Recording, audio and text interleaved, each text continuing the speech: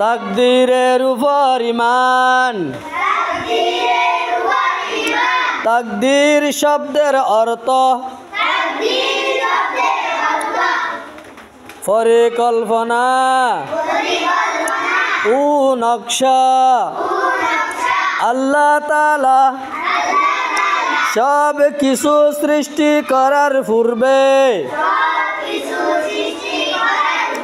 সৃষ্টি জগতের একটা নকশা ও পরিকল্পনা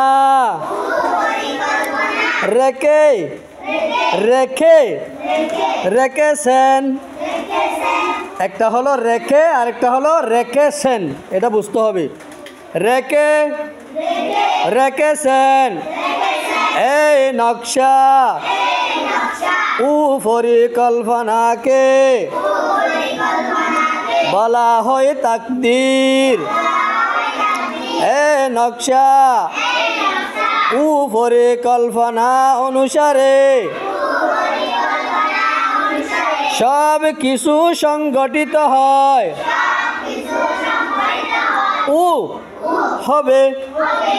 এ তাকদীরের উপর ঈমান বা বিশ্বাস রাখা আল্লাহর উপর ঈমানের একটি অংশ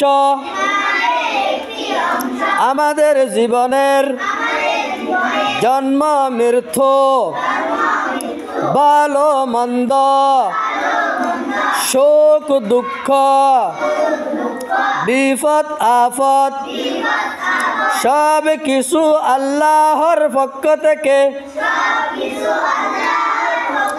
পূর্ব নির্ধারিত হুকুম অনুযায়ী হয়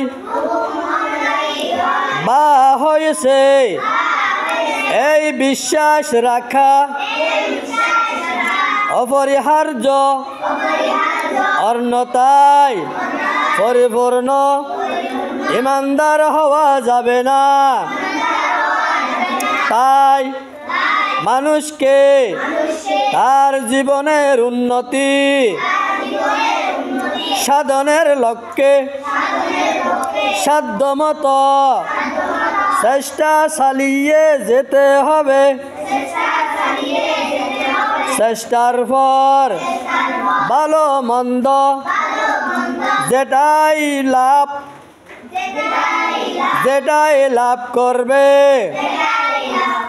সেটাই তার তাকদীর বা আল্লাহর হুকুম বলে এতে সন্তুষ্ট থাকতে হবে।